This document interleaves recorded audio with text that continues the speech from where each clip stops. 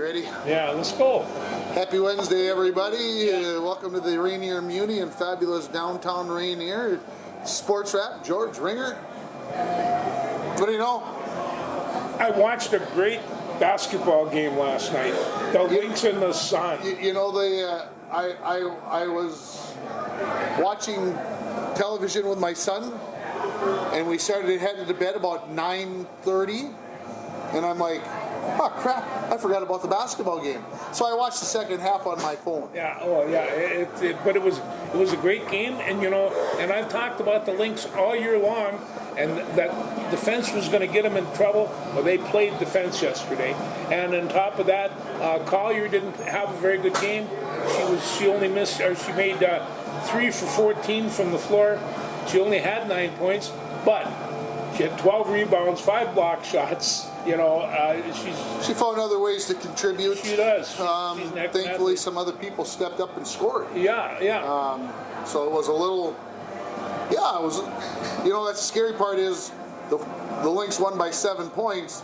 That's the biggest margin of all of the 5 games that the two teams have played this year. Yeah. That was the biggest margin. That's kind of hard to believe. It is. So it's going to be a dandy for the third one.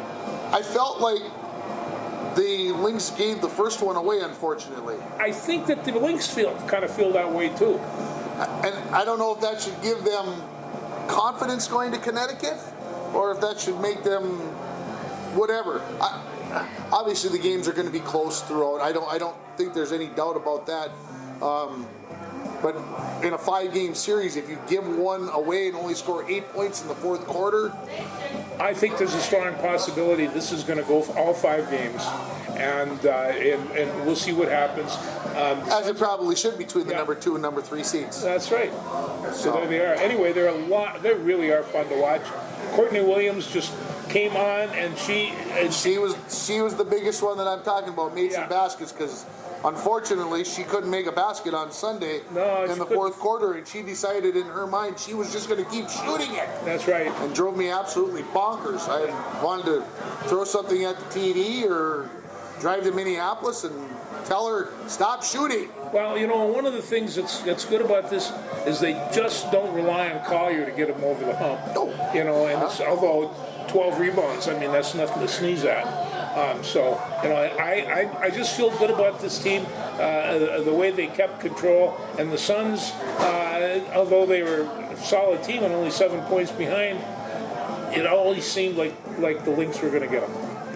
Yeah, it seemed, I would agree in the second half, it just felt like they weren't pulling away, but they were in control of the game. 5th game will be in Minneapolis. There you go. Next to our Friday, Sunday in Connecticut. And, that's what's happening there. New York is ahead of Las Vegas, 2-0 going out to Vegas for Friday's Game 3 out there as well. Looks like New York has got that in hand. Well, you know what? And as long as we're talking the game of basketball, the Timberwolves play the Lakers, I think, on what day is today? Wednesday. I think they play them next week. Maybe even in a preseason game. Preseason game. Yeah. So that'll be their first game, and we can see whether or not Karl Anthony Towns is going to make the difference. If they can start. I see some good things happening, but I was always a big Cat fan. When he wanted to play basketball, he could really, really play buckets. But, and that unfortunately didn't happen probably till the last 12 months. Yeah, it really might have been. But young McDaniels, I think this is going to give him a little bit better shot in that offense, and and I think everything else might be in place. So they're going to have a good team again, but I will miss the Cat. Yeah, I think I'm torn a little bit by it, as you might guess by my hemming and hawing. I'll say it this way. Obviously, you and I think will both agree, and probably a lot of people would agree, that it is Anthony Edwards' team. Yes. And I don't know if Karl Anthony Towns necessarily wanted that the first couple of years, but I think last year he kind of came around to the fact that could be okay. I can live with that. The president of operations, or whatever their title is for the New York Knicks, that is Cat's former agent. So the Knicks have been after Cat for years. Day one, yeah. And finally they sweetened the pot enough. And I'm going to say, to me, the biggest thing was the first round draft pick. Obviously, the Wolves lost almost all their first round draft picks through eternity when we got Rudy Gobert. And to be able to get a first round draft pick this past year and get Dillingham and then get another one for this coming season, I think was something that the Wolves couldn't pass up. They got a 3-point shooter back in DiVincenzo. I'm not so hepped up on Julius Randle. I'm not a Julius Randle fan, but maybe coming in and being a part of a different team maybe will adjust his focus a little bit. So I'm perfectly fine with the trade. I was surprised by it, I will say. Yeah, everybody was kind of, and you've been waiting for it for a while. Yeah, so I think it might be great for Cat. I'm not saying going and playing in New York is great for anybody, but it might be great for Cat to get a fresh start, a new place, or whatever. Is this something that the Timberwolves will regret? Yeah, every time Karl Anthony Towns has a big game in the playoffs and goes off for 34, it's 38. And this will happen. And it will happen. People are going to go, oh, why did we get rid of him? Well, look, this is the nature of the beast now. We're watching the baseball playoffs, and geez, every guy that's on every team just about has played for somebody else, and they either gave up on him, quote unquote, or they traded him, and so you can't. It's just the way that it is. So no, there's a lot of successful athletes that have been with 4 or 5 or 6 different teams, and it's just But Towns has too much talent not to be able to fit in somewhere, and it's and if he's got a friend down there that can coax him along, all the better for him. Yeah, I said possibly a win-win. Yeah, for both teams. It could be. Yeah. The Hornets, I'm not sure how they all fit into this, but they took on a lot of, I'll call trash, for lack of a better term, but that's how somehow NBA trades work. So, it does, yeah. Especially when you're at the bottom trying to get things going. It always was a strange league. It always will be a strange league. It's just, I do like the NBA, though. And the Wolves saved $9 million. Believe it or not, they get in 2 quasi-stars, players of pretty good whatever, and they're actually saving $9 million. So that's a part of the puzzle here too. Like I said, it is a business. It is, and the Wolves are going to be way above on the luxury tax. So this is I believe something that they had to. That's good overall. So. All right, what's next? That pushes basketball to the side, which I did not expect was going to be our first order of business. Okay, well let's just talk about the Minnesota Gophers and the fact that they really got a lousy call. Okay, do you really think it was a lousy call? Yeah. Why? Well, because I don't think the guy was offside. And I'm going to say I believe that he was. Was he? And I saw the same video you did. I know, that's what I'm saying. Yeah. That's how close it was. Yeah. So for the Big Ten to say, well, we need to watch this differently, that's great. Do I feel like the Gophers got screwed out of a win? No, I don't think they got screwed out of a win. I think they got screwed out of a call. The win was only a lean possibility, and they would have been on inside the 40-yard line, and all they needed was 3 to tie it to force it to overtime, and there's no guarantee at that. But when they showed it, and it was like I said, it was close, and I watched it, and I watched it. And I watched it again on Monday or whenever it was, and I'm looking at it going, well, is his face mask, is his helmet on the line from the angle that they had? It's tough because that camera's on the 50-yard line or wherever, and they're on the 40 or 35-yard line, wherever it is. So that camera's not right on the line, so you're getting a skewed view of it. That's why it was. Was Michigan getting the better of the calls in that entire game? Yeah. Probably. They were in the big house. Was it just another one of those calls that goes Michigan's way? Yeah. And did the Gophers have to gripe about it? Absolutely. I don't have a problem with us griping about it, but I don't have a problem. It was close enough that it could have been called. There are very few games that there's not a close call in anything, whatever the score. So this does happen. But this was. I was too cool to let it pass up. I mean, they should have just given it to him. Oh, I mean, it would have made it way more exciting. No, I'll say it this way: if that game's being played in Minnesota, does the flag get thrown? Possibly not. What if it's Ohio State in the big house? Yeah. Does that penalty flag get thrown? I don't know. It's just little Minnesota. It doesn't matter a whole bunch. What do you think of the comeback, though? The comeback was pretty good. Yeah. And it's just, and I mean, the first half was driving me absolutely crazy, but I saw that Big Max started hitting his passes. Darius Taylor caught 10 receptions out of the backfield. I knew that he could be an asset out of the backfield, and Jackson got, I don't know, 8 or 9 more. These guys were catching footballs, and they're going to, and we knew this, that they were going to have to rely on other than running to be successful. And I thought that second half passing game, I was surprised by that. It was. I'll be honest. I took a nap during the first half. Yeah. I woke up, and before I turned the channel to it, I said 21-3. That was my prediction, and I turned it on. It was 21 to nothing. No, it was 21 to nothing. And then we kicked the field goal 21-3, and I'm like, well, that wasn't so bad. And then I never turned it on again because I was watching the President's Cup. And lo and behold, I came back and turned it back on, and it was 27-21 or whatever it was, 27-24, and I'm like, wow, okay. So then, yeah, so you can call me a bad Gopher football fan if you like. The nap was way more than necessary. Horrendously long week.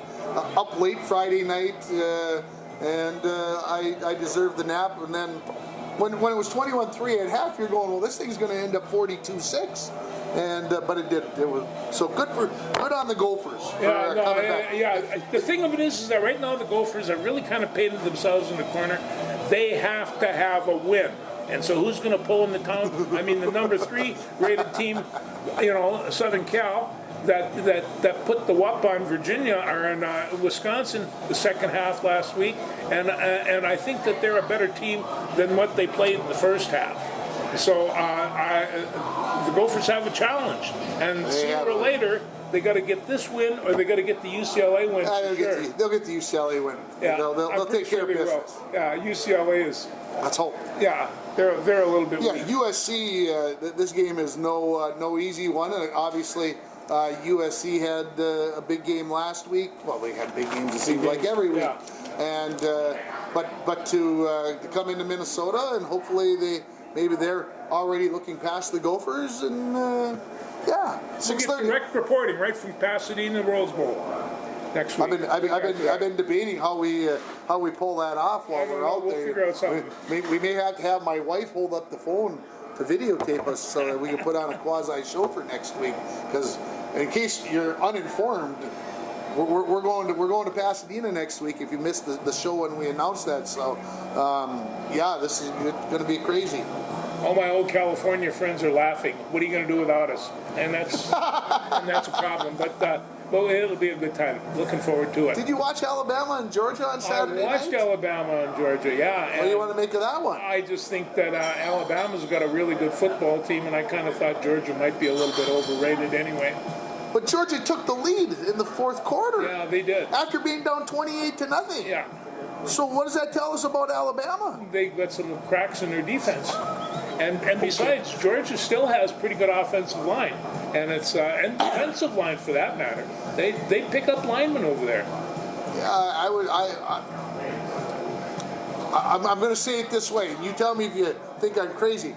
That may not be the last time we see those two teams play this year. Oh, that's very likely. Yeah, no, and they're talking about the Southeast Conference. It's like the sun rises and sets in this conference, and there aren't any other. And so they really think that they're in charge of this whole thing, and I'm not sure that Notre Dame agrees. I mean, this is good. This is when they go to 12 teams. Obviously, 13, 14, 15 are going to be mad, just like 5, 6, and 7 used to be.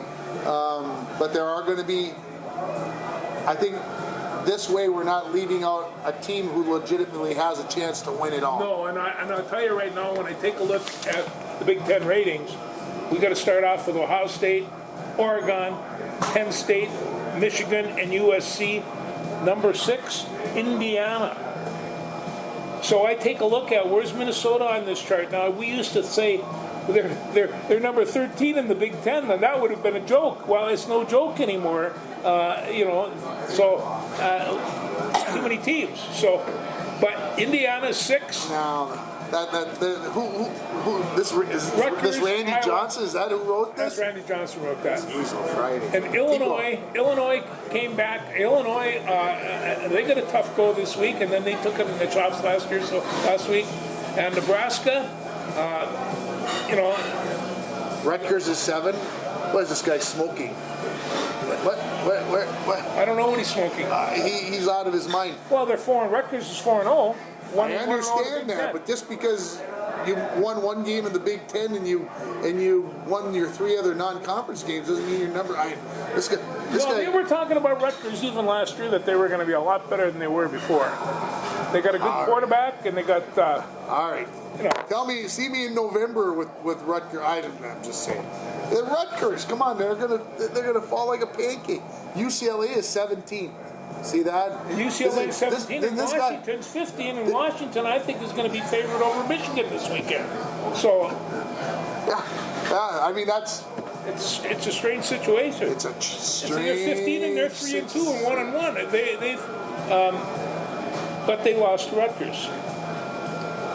So what are you going to do? Yeah, I'm a little suspect on this guy right now. Then I can't buy Indiana at 6 or Rutgers at 7. Maybe each one of them at like 13 and 14, maybe. But okay, they can't have 13. He's trying to sell. He's trying to sell paper. I get it. He's like Patrick Royce. He's stirring the pot. He's trying to get things going. Oh, what are you accusing my friend Patrick of? Stirring the pot. Yeah. Every day to try to sell paper. Do you have any problem with Ohio State, Oregon, and Penn State as the top 3? No. Do you think Michigan's number 4? Possibly. Okay. Possibly. I mean, obviously they beat USC, right? So right now we can't say that USC is better than Michigan, but yeah, I mean, come on, Michigan won the national championship last year. There's got to be some talent left over there, despite Ding Dong leaving for the NFL, right? Boy, I'm in a mood. I'm sorry, everybody. I'm sorry. And Ding Dong, he didn't mean it. Well, maybe he did. Okay, so that was Saturday's football. What about college? Any UMD stories? UMD. I'm going to say they win 62 to nothing. I was getting to that. Yeah, 62 to nothing over Southwest State, and I watched the game, and Walsgersberg was just all over the place. He ran for 150, threw for another 160, scored 4 touchdowns, 2 running, 2 passing. They have a very good team. They were 1 point off or 3 points off from beating Minnesota Mankato or Minnesota Moorhead. And otherwise, they would be right up in the swing of things. Yeah. They've played very well since then, I mean, they still have a few games to go, and Mankato's still ruling the roost. Bemidji's got a very good team, and so it's hard to say, but yeah, they're gonna be all right. They'll be okay. They get at Augustana this week. Augustana this week? Yeah. We'll see. All right, you want to talk Sunday football? We can talk Sunday football. What do you have in mind? Well, 28 to nothing. Doesn't that sounds kind of familiar? With what Alabama was ahead of Georgia. I think I remember somebody being ahead 28 to nothing in the first half on Sunday. Yeah, they were, and I'll tell you, the whole thing fell apart. Talk about screaming and shouting. Here I was. I've been praising the defense. All these games are the best defense in the league and everything like that. And they kind of just, I'm not sure if they knew what they were doing. And Green Bay was passing and zigging and zagging and doing all kinds of scoring. And this is with a quarterback who was injured and couldn't throw a ball. He was busted up, yeah. Yeah. It concerns me. It did. I mean, I have to admit, I flipped through the channels on ESPN Sunday evening a little bit and whatever else was going on, and everybody talking about how they're a legit Super Bowl contender, which I openly laughed at out loud because everybody 4 weeks ago was talking that they couldn't maybe win more than 6 games and were definitely the last place team in the NFC North. These are the same people who were saying those things. I'm just kind of like, anyway. The first regular season, and I was one of them, the first regular season game that everybody was playing, that was not the same team that left last fall. And on top of that, there are 2 teams right now that are undefeated, Kansas City and Minnesota. So for whatever it takes, and however they did it, they won the game and they're 4-0. That's a lot better than losing a close one and being 3-1. Okay, so they played 2 at home, they played 2 on the road. Obviously, going to Lambeau is tough place to play, right? They got a home game this week, except that it's in London. And they get to play their old friend Aaron Rodgers. Aaron. Now let me tell you about Aaron. I hope they put a big snot bubble on him. Well, Denver certainly did last week. They rushed him 17 times. They hit him 15 times. They sacked him 5 times, and knocked over several of his passes. And he was on the ground most of the day. And my point is, a man of his experience, if he's taking hits like that, if you had a rookie quarterback out there that was getting those kind of hits, you might pull him and put somebody in there. And you can't do that with Aaron Rodgers. He's going to have to take in there and take that punishment. And I don't think that he can take punishment like this all year and survive. That's just not sustainable. And, after last year's injury, and so I'm really glad that the Vikings are playing. And of course, those linebackers and those edge rushers, they're going to be all over his face this weekend. Yeah, I mean, the Vikings lead the league in sacks, so you would think that would mean that he would have some pressure on him and whatever else. And of course, New York watched the tape and said, geez, what are we doing wrong and what are we going to do to fix it? So you would think that there's going to be some new schemes. Maybe you're going to hold the tight end in so that you can help out and protect your man, because they obviously invested a whole bunch of millions into him, and I don't think they want to see him get hurt again. No, I don't think they do either. But speaking of old football injuries, what do you think the Vikings are going to do with Wilkinson? Well, I see that they're thinking about bringing him back up on Friday, and that they could pull him back in. I think that would be ridiculous. Why? What's the rush? Well, I don't know. Oliver's playing really well, and and of course they've got Addison and they've got Jefferson to run the outsides. But you have to have somebody that can run that cross pattern, and that's what that tight end basically does. And Wilkinson is really good at it. Well, and I'm not saying that you don't want to upset the apple cart, because everybody knows that TJ's coming back at some point during the season. There's no doubt about that. And they'll find enough balls to keep everybody happy with what's going on. But I just like I said, right now, think that everything's okay. I mean, if we were 0-4, I'd probably be up here screaming, let's get him in there because we need something. Right now, we're 4-0. I would just assume that he not play this week, get the bye week, which is the following week, and then come back in week 7. Well, there's no reason for them not to be able to beat the Jets. I don't care if it's in London, Minneapolis, or New York. I think the Vikings are a better team, and it's I've seen the Jets play twice. The one in Denver, against Denver, they lost 10-9. It was a little bit of an embarrassment for them, and it's especially when they're banging up your quarterback. And I'm not. Listen, if they're thinking about getting them out there for 10, 12 plays to see if they can do that, they can do that in practice. Like I said, they're going to obviously do what they want. But I like I said, if you've got another week with the bye week to bring them back and let that knee get healthier for an additional 2 weeks, really. I don't know why. So they play in Europe this weekend, and then they got a bye. And then they got the bye. Well, that's nice. That's nice. Yeah. So I think. And other than that, I don't think there's any really serious injuries, is there? Well, they want to get your defensive end back into the fold. But other than Dallas? that, yeah. Yeah. Other than that, I think right now they're pretty healthy. So let's keep it you that know, way. and I'll tell you what, And they Pace is coming back. He hasn't played the last couple No, of I weeks. know it, and you know, and you have Dallas Turner, who is probably, in my estimation, the best first-round draft they could have come up with, and they're not really missing them much. They have other edge rushers there that are doing the job, and some great linebackers. And this Van Ginkel, I mean, where did they find this character at is way beyond me, and it's just he is fun to watch, and he is crushing all the time. And when they get Ivan Pace back, Ivan Pace 2 back, I think that defense is going to get better. I also saw, and I have to tell myself, Harrison Smith blew coverage on a play last week, and I thought, that's the first time I've ever seen him make that kind of a mistake, and you know, so they are not going to do that too often. Yeah, I think. Well, I think they admit that sometimes they're scheming so hard that even they screw it up. And So, I think that was probably it. Yeah. It happens. And you screw up 2 steps, you're gone.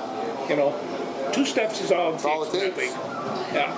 Did you watch the Bills and Ravens on Sunday night? Well, or did you do what I did? No, I'll tell you Because it what. got out of hand.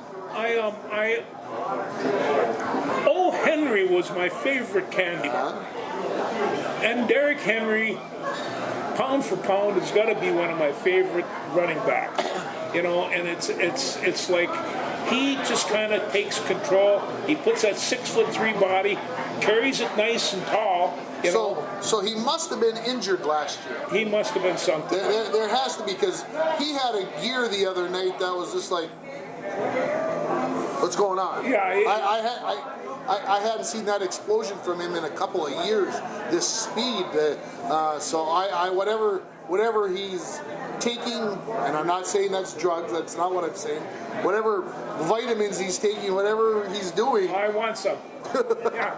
There you go. That's maybe what I'm trying to say. But he took control of that running game, and Lamar Jackson, who's you know, he is a very fine quarterback, one of my favorites in the league, and he moves so well. And you know, I mean, he takes some punishment, but he's hard to hit and doesn't take, you know, he can still run the ball. I like running quarterbacks. I don't think they're safe in the NHL, NFL, but they can be in college. And Try watching the baseball game as well. Running yeah. catch into the wall, looked like it might have hurt, but he got her done. So anyway, yeah. How about the Lions on Monday night? Did you watch any of that? I watched the second half. I got involved in some other stuff, but the Lions played well. And, you know, we knew they were going to be a good football team, and it's a matter of whether or not they can keep together in terms of their injuries. But if they're right now, the Vikings are the best league, the best football team in the Central Division. Detroit is number 2. And we knew that. If Minnesota hadn't had this big upsurge defensively and Brian Flores getting genius somewhere, I think Detroit would be the team. They're a very good team. Yeah, there's obviously lots of games left. 13 more games left for these teams. So a lot to be yet to be decided. I am not ready to say that the Vikings are going to the Super Bowl yet, because I do remember that 4 weeks ago I basically said that they probably could win 7 games at the most. I may not be wrong. Well, you might not be wrong, but that's only 3 more games than they got already. And when was the last time they were 4-0? Like, well, somebody mentioned that the last team to go 5-0 and not make the playoffs, the Minnesota Vikings, in 2014 or 15. So if anybody can do it, it's the Vikings. Well, we can. But that team did not have as good a defense as this team does. I agree. Panthers at Bears this week. Are the Panthers back? I don't know. I can't decide. Are the Bears back? I don't think so. Everybody else can tell me yes, but I don't think so. Ravens at Bengals. That's going to be a heck of a ball game Sunday afternoon. Finally pulled one out. And you know, and actually, when they're playing well, they look like a pretty good football team too. Joe Burrows is not a bad quarterback. He is not a bad quarterback. He's not a bad quarterback. So we'll see if they can turn it around. Packers go to LA to take on the Rams. Which Rams team is going to show up? That's my question. And that's a big question. They seem to be like this. Yeah. And the Lions are off. They got to bye this week. So don't forget the Vikings play at 8:30 Sunday morning. So adjust your plans accordingly. Football with breakfast. How bad can that be? I suspect that there will be maybe a beverage with some tomato juice in it. It could be, and some scrambled eggs, and there'll be all kinds of good stuff. So, but yes, I'm looking forward to Sunday. I always like the 8:30 games. What else we got football-wise to discuss? Anything? I can't think of anything right now. There are 25, obviously, teams that are ranked in the top 25. Only 2 of them play against each other this week. Everybody else has got somebody who's ranked out of the top 25, which I thought was kind of scary considering that it's the first Saturday in October. You would think that there'd be some massive games, but not to be. No, not to be. Now you want to talk baseball? Let's talk a little baseball. You want to talk about your Twins first and the epic collapse? No? I'm not sure. He doesn't want to talk. I mean, I'm sitting around and everybody's saying, I mean, I heard everything that the Poland should sell, that, I mean, they want to fire the bosses. And I don't think the Polands are going to sell. Did you hear that somebody had a sign basically saying Poland sell the team, and they threw him out of Target Field and won't let him come back for a year? Well, you shouldn't do that then. Well, isn't that part of paying your ticket price? I mean, it's not like you had pornography or a swear word or something bad on there. You're just saying that maybe instead of treating it like a business, you should try to win. As long as you're going to own the team, maybe you should try to win. So, seeing how they can't throw me out of Target Field from here, I'll say maybe it's time for the Pohlads to sell because they are more interested in the bottom line than they are in maybe having a chance to win something and sitting around not doing anything. Well, there's 2 reasons that I kind of object to that. Number one, it's the Poland's team and it's been their team for a long time. Number 2, in order to sell the team, you have to find somebody that's going to buy it. And to sell there's lots of billionaires out there who don't have anything else to do. I'm not sure that they want to do that. So it's in the family. All families that own sports teams go through bad times, and but i.e. the Oakland Athletics. Yeah, to see this collapse like it did is really pretty disappointing. But you know, Tim, it could have been predictable in the spring when they tore apart that incredible pitching staff and said, "Oh, we'll be all right." When in terms of all right, they missed by quite a bit. That's why I think why people are upset, because they got to the trade deadline and really didn't do a whole bunch. They didn't do anything. Maybe had a chance where they could have. Yeah. But okay, so they already said Derek Falvey is safe, Rocco Baldelli is safe, but today they went and fired 4 coaches. Yeah, and you got to wonder about that. And they said they fired the hitting coach, and somebody said, and I think it was Korea said, he's one of the best hitting coaches I've ever had. Which is why I don't understand what they're doing, but. Maybe that's sacrificial lambs or something. I think it's a little bit of that. Somebody had to pay the price, and it wasn't going to be Rocco. Good, bad, or otherwise, that's the way it is. What do you think of the playoff baseball so far? 4 games yesterday. I watched the Detroit-Houston game, and Houston had the bases loaded, and they had your Altuve, your favorite baseball player, on deck, and a guy was sitting up there to a 3-2 count, and he swung and missed and struck out. And that was at least he swung and missed, not like his good buddy Carlos, who's... Sorry. Well, no. Yeah. Trust me, before I die, I'm going to swing before I take the pitch. Well, can you believe that the Detroit Tigers not only beat them yesterday, but they beat them again today, 5-2. 5-2, the final. The Tigers oust the Astros, so the Astros win the AL West, have 2 playoff games at home, and score a total of 4 runs, I guess. They did get 2 yesterday, right? They did get 2, yeah. 3-2. So, yeah, and then the Royals went into Baltimore yesterday. got a 1-0 win, and they are up 1-0. They was at the top of the top of the fourth. I think. I'm really kind of surprised by that because there were times the Orioles, I thought, were the best team in baseball this summer, and it's just they were beating everybody and their uncle, and it's. I'll go back to the Detroit thing just for a second. The hottest team in baseball, both sides, American or national, since August 11th, the Detroit Tigers. Yes, they came back. The best record in baseball. On August 11th, their chance of making the playoffs was 0.2%. Not 2%, 0.2% of making the playoffs. And, well, not only did they make the playoffs, but now they took care of the Astros, and there you go. Did you watch the Mets and the Braves on Monday? Because I didn't, but it sounded like it was great theater. I caught highlights the next morning on the news show, and these are all New England, Boston, Mets type people, and they were really, really excited about the Mets. And they were humping and hollering and having themselves a really good time.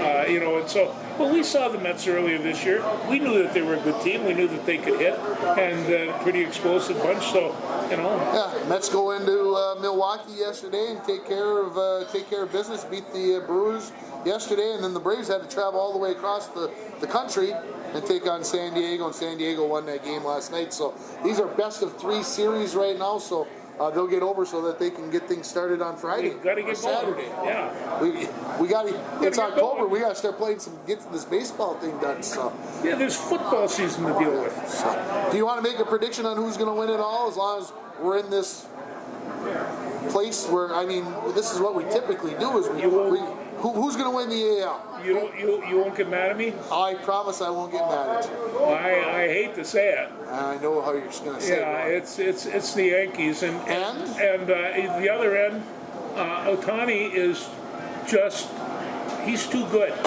I think that it's going to be the Dodgers and the Yanks, and well, that would make the TV executives very, very happy. It would. I'm going to say this. You tell me what you think now, because Detroit is the lowest seed now, so they are going to take on the Yankees. Yes, they are. The hottest team in baseball. Yeah. This sounds familiar to me, like the Texas Rangers from last year, who came in as the hottest team going into the playoffs. Can't take down those Yankees? Well, I don't know if they can or not. I do know that Aaron Judge hits a lot of home runs, and they've. I'm not sure their pitching is all that good, but boy, can they hit the tater! And so if they start exploding, hard team to beat. Just a hard team to beat. I had the Detroit game on my way home from Chisholm. I got Tita Valentini's again today, so if I got a little extra whatever in me. You didn't call me to see if I wanted something? I should have. Yeah. I should have. I apologize. I dropped the ball. I would have said no anyway. My next trip is on the 23rd. You want to put your order in anyway? Okay. Having said all that, had the game on the way home, and they were talking about how they're running the pitching staff in Detroit, and basically they've gone to you might be the starting pitcher and only pitch 2 innings, and then we're bringing in the reliever. Or the manager says today, I have 12 pitchers on my pitching staff, and I will use them all. So that sounds a lot like Rocco Baldelli. It does, except that he's probably got better pitchers. But right now, at this point in time, at this point, you run them. They may not be. May not be too many more tomorrow. So you need to. Yeah. You need to. And I hate to say this, but I'm pulling for the Tigers. I've always liked the Tigers. I hung on to Detroit when Al Kaline was there. Well, I can't say that I'm disappointed that they beat the Astros. That's for sure. No, I know you won't say. And I won't be disappointed if they beat the Yankees as well. I won't either. I think that would be good. That would be okay. That would be okay. Having said that, I'm going to go one team lower than you, and I'm going to say Cleveland runs the table and gets to the World Series in the American League. And they could do it. They've had a good season all year long. And I think the Dodgers do make it finally. They finally quit piddling down their leg and get to the World Series. And then they've got too much talent, Tim. They're just. That's what we've been saying the last few years. They can't be beat. They've won 100 blah games. They can't be, and then they piddle it away. But that's who I think, Cleveland and LA. And I'm going to pick LA to win it all. Like I said, as much as that pains me to say, I don't like it, but no, I know it pains. So it pains. Yeah, okay. What's next? Well, let's talk about our high school team. Okay. What do you want to say about them? Well, I mean, last week they lost their superstar, and so the superstar went to little brother and said, "We need another superstar." And Carson Crandall,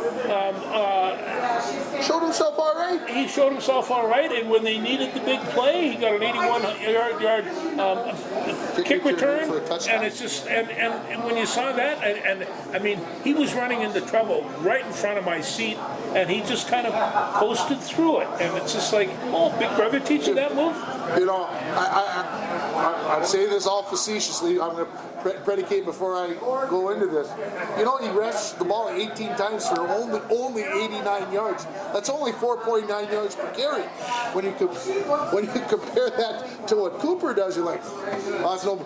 But anybody who averages 4.9 yards per carry is getting things done. Oh, no. If I have a running back that's making almost 5 yards a carry, he's going to carry the ball. It's And the 81-yard touchdown or kickoff return for touchdown was pretty nice. It was. Came at a very crucial time to swing the momentum back in favor of the Broncos. It was a game winner as far as I could see, and you know, my wife was watching me. She says, "Are the Broncos going to lose this game?" I said, "No, something will come up."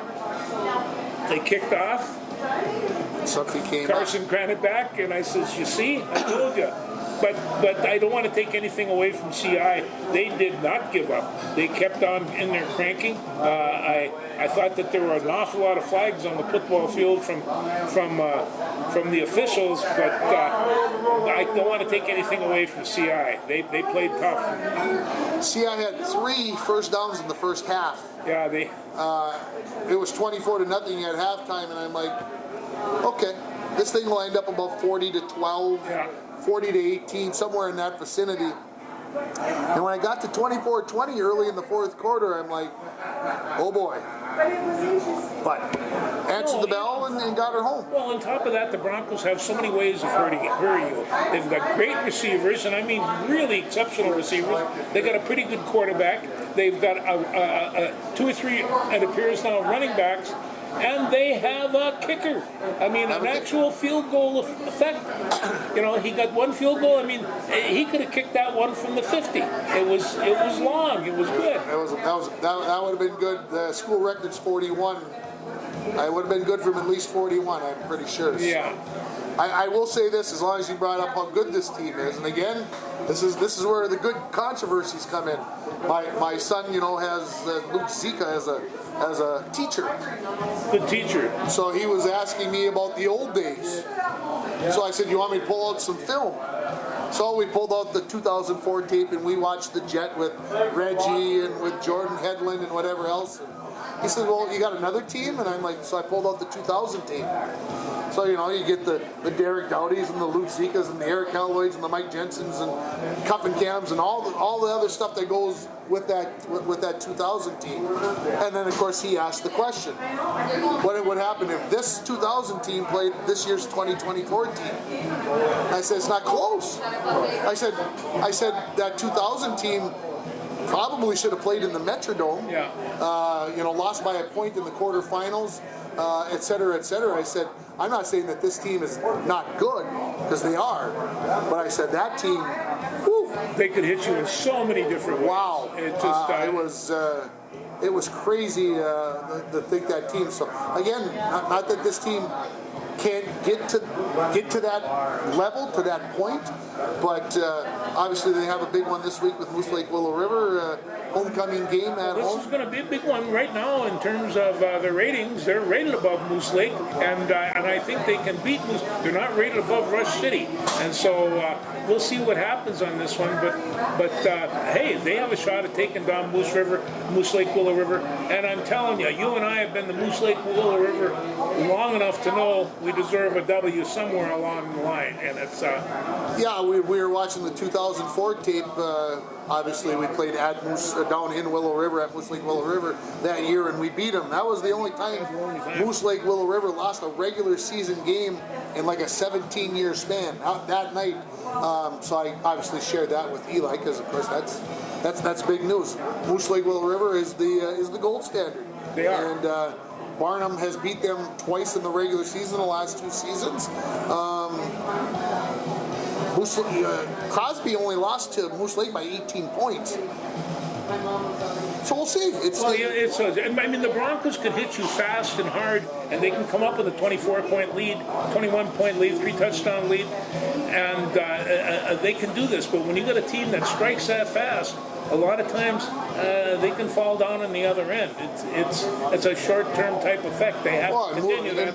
And we know Moose Lake's offense is big play, and we know. Again, I don't think I'm being whatever. Moose Lake is going to play it right to the edge, and I'm going to say it like this: grabbing holding you. They're going to make the referees throw the flag on those kinds of plays. I don't think anybody, coach or fan from Moose Lake, was going to disagree with me that I'm being mean or whatever. I would say our team does exactly the same thing. They're going to force the referee to throw the flag for holding, and they're going to play it out to that level. That's kind of the way it is these days. The other night, it was the weather was great, the field was great, the teams were great, and it's one of the things, you go to a football game, bring a lot of $1 bills, because they're going to pass this bucket around, and it all goes for cancer research and stuff. This group of people have got more than $50,000 over the course of the years, and so I just love it when they pass that bucket around. But I take a great big handful of ones, and so the bucket comes around, and I can put something in the bucket every time. Yeah, and so this team, in some years, the bucket wasn't there full because there were no turnovers or touchdowns. Well, we're getting them now. Yeah, the crowds have been, obviously everybody loves the winner, but the crowds, obviously we had the Stuart Nordquist thing the first game, and then second game was Parents' Night. This game was mini leaders, and now it's homecoming. Leaders. I don't know who planned it this way. It wasn't me, but somebody was pretty busy planning things, and so yeah, we're looking forward to a big crowd. I'm going to assume on Friday night, last regular season home game for the Broncos. And this is homecoming, so all you alumni and stuff, get out there, put on something purple, and go watch the boys play. It'll be fun. I'll be there. How about the Minnesota Wild? They're going wild. Their regular season starts a week from tomorrow on the 10th of October. Get Columbus and Seattle at home, and then go to Winnipeg. 3 games in the first 4 days of the season. The Star Tribune yesterday, one of them was trying to convince me that they have a chance to make the playoffs this year, and I'm kind of like, it's the start of the year, and spring. Hope springs eternal, and so we'll see just how far it can spring. But I think that right now they're saying we got to make sure that we can keep Kaprizov, and they have to take care of the Parisi. Suter, that's done July 1. Well, there'll be lots more money lying around. Well, yeah. Yeah, and they announced today that long-term contract coming for Kaprizov. Big, long. That would be good. Big long-term. It's coming. Yeah. So I suspect they'd like to get this done before the season starts. I would guess. So the big fella can, can concentrate on playing hockey. I call him Mr. Zip Zip. That he is good. So again, I don't see the Wild making the playoffs, and to be brutally honest, I'd be okay with that. Let's get a draft pick. Let's draft number 8. Let's draft number 7, and let's get a talent in here. Those guys are talented, and they don't take up much money the first couple of years. And now you can bring in that free agent because Suter and Parisi are off the books. And now we move on and we look for the Stanley Cup to be here in a couple of years. How about that? It won't take long. So, the Loons? The Loons are great. They are at Salt Lake City tonight, taking on the third place team in the Western Conference. Right now, the Loons are 2 points out of the playoff, but they've got a game in hand. They're already played one extra game than the team in front of them. So they're going to have to take care of business with 3 games to go. I don't know the superstar, but I saw him take a shot at the net, and it's like one of those things where how did he do that?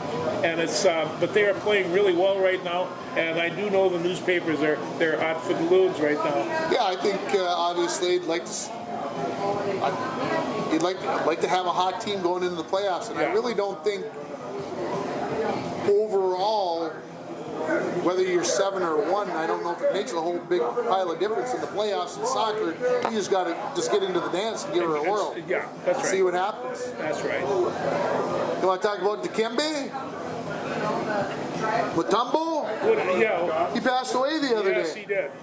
Brain cancer at the age of 58. Of course, the finger wave after a block shot. I did not know that he had brain cancer, so that was a bit of a shock that the big fella's gone. You know, and defensively, he really kind of set the standard for a while. I mean, you know, he's 7'2" and good size, but you know, he didn't grow up with a basketball in his hand. That's his raw athletic ability, and you know, when you see him, you just think, yeah, go post up next to him, see how it works out for you. He was a fine athlete, and I understand. You know, he really made a difference back in the Congo. He sets up all kinds of gyms for the kids to play, and is always looking for talent. And you know, they got 7 2-footers over there too. So, What about Charlie Hustle? Charlie Hustle. I feel, you know, it's one of those things where, and I know you and I would kind of agree. I mean, I'm tossed up for the guy. I wanted him in the Hall of Fame because he could do things I didn't see anybody else do. I guess maybe since Ty Cobb, and I didn't see Ty Cobb actually play, but I heard about it. And he had some personal problems. He really did kind of see himself as above the law. That I'm Pete Rose and I can do what I want to do, and so this is the price he had to pay. I'm not so sure how severe that is. And somewhere along the line, I don't think that you can talk about the history of professional baseball without including him somewhere. And it's just, I feel bad that he died the way he did. I tell you right now in Cincinnati, they're going through a mourning period. So does he get in now? That was a question posed to me by Uncle Paul. Does he get in now because he's not going to get to savor or relish the moment because he got into the Hall of Fame? Does he get in now that he's passed? And do they kind of look the other way and go, all right, he did his bad things, but the good stuff outweighs the bad stuff? I don't know. I would think that it would be kind of a shallow type deal if they put him in there now without him having to see it. But Pete Rose knew what he accomplished. He knew what he had to do, and it was one of those things, you know. I never saw Pete Rose as particularly a pretty baseball player, but boy, when they called him Charlie Hustle, that was everything he had. And he'd give up in that short little stance and pound that baseball wherever he wanted to. Boom, boom, boom, boom, boom. I can't tell you how many home runs I've seen him hit because I don't know if I've seen him hit any. But boy, he scattered those hits, and a lot of them. Yeah, I mean, I go back, and they obviously some of the very good and some of the very bad about Pete Rose has come out in the last couple of days since he passed, and you know, when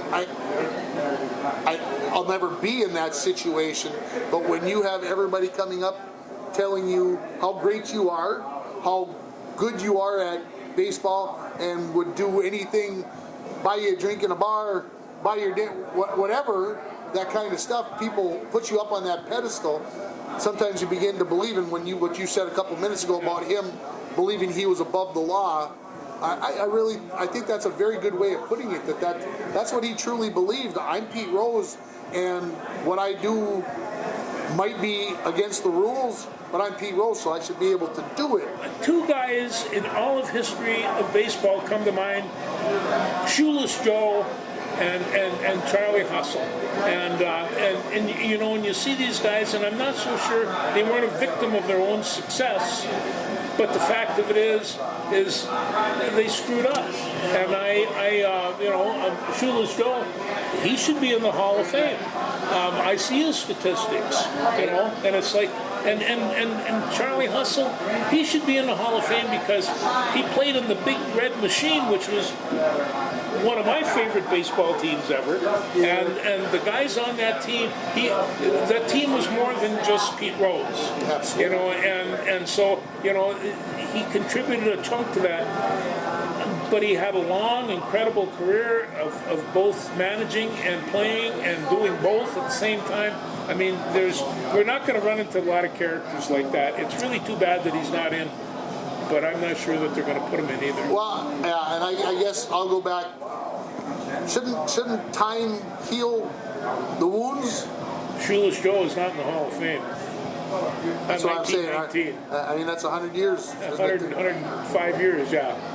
How about Chris Christopherson passing away this week? You know, it was one of the things where I saw him in concert one time, and with Rita Coolidge, I thought Rita Coolidge was wonderful. But anyway, he wrote a song, and he said, "I'm not an actor, I'm not a singer, I'm a songwriter." And one of the songs that he wrote, and I dedicated this to my wife on an anniversary that we had in our blues show, "Loving You was easier than anything I'll ever do again." And I listened to it the other day, Chris Christopherson sing it, and then his good friend Willie Nelson sang it, and Willie added a certain Texas style that just, I listened to that, and Sue walked in to the room, and I had tears rolling down my eyes. But Chris Christopherson, he was a legitimate genius. He was a Rhodes Scholar. He was a soldier. His father was a career military guy, and Chris Christopherson was a helicopter pilot in the Army. And so, you know, this guy, he had just a ton of skills. He also had some serious ghosts in his closet, and so, you know, he had to work through those. But oh boy, what a talented man! It's been a tough last couple of days. I mean, the obituary list is lengthy. I mean, we probably could go on and on. John Amos passing away. Like I said, it was a tough week. As long as we're there, we lost a great former Bronco, and that's my cousin Tommy Glowak. Oh yeah, passed away on Sunday, and policeman, lifetime Bronco, lifetime International Falls. He was a great guy, and we're going to miss Tom. Sympathies to the family, of course. Yes. I told Nita this story last night because we finally had time to sit down and chat a little bit last night. And she said, "Hey, did you know that Tom Glowak passed?" And I said, "Yeah, I forgot to tell you." But Stuart and I were standing at the football field last Friday afternoon, just talking. I was stopping there to get things set up for the night, and he just happened to be driving by. And of course, a conversation that lasted probably 45 minutes. Yeah. But we got talking about all the guys who are the posters that are up on the stadium. Yeah. And blah, blah, blah. And somehow I said something to the effect of, yeah, and there's only one of those guys up there left who's still here, obviously Stuart. And he said, well, but there's got to be some of those guys from that 54 team that are left over. And I'm like, who? I said, I'm not sure. I said, the one I can think of off the top of my head, I said, is Gene Chelgren. So we walked over to the poster, and of course, Jim Glowak and Tom Glowak, and there was one other. And Lyle Christie is that bunch too, and I know he's still alive. So when I mentioned Tom Glowak, and then 2-3 days later he passes, it was very ironic that we had that conversation about Tom. He wound up being at full grown 6'6" and about 300 plus pounds, and he was kind of scrawny in high school, lean, but he was still 6'6", and I thought, these days they would have fed him and left him in the weight room for a couple of years just to mature, and he would have come out just a horse. But the other thing he didn't have, he was so kind and had such a good heart that I'm not so sure he could have hit somebody and then not felt real bad about it. I was never afflicted with that kind of disease, so but Tom was. So, anything else for the good of the cause? No. I don't know. We're going to do a show next week. There's going to be no time next week. Absolutely insane. Monday night we got volleyball. Tuesday we're leaving town. Like I said, maybe we'll film something and I'll send it to a short video. Maybe while we're standing out in front of the Rose Bowl or something on Saturday afternoon, getting ready to watch what people are telling me may be the most spectacular sunset ever. That's what I heard. That's what I'm going down. Why are you Game- going game- to the game game- for roll? No, Game- sunset. Game starts at 6 o'clock, sunset is at 6:21, I've been told. I don't know. There's going to be a football game going on at the same time. Which one's going to get our attention, the sunset or the football game? Hopefully both. Hopefully it's a You great trip. know, I mean, this is just an opportunity. It's just a bucket list. Football is absolutely, I mean, I hate to say this, it's going to be secondary on this trip. We're going to go see a place that we'll probably never go to again, or at least I won't. Yeah. And, I told my wife last night, I said, still can't believe that I'm going to Los Angeles. I said, I have no desire to say that I ever went to LA or whatever, but this is the pot that we've mixed up. And I love LA.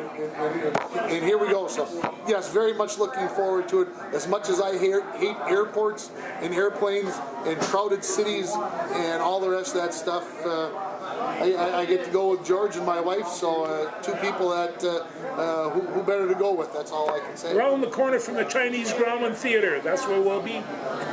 Thanks, everybody. We'll talk to you soon.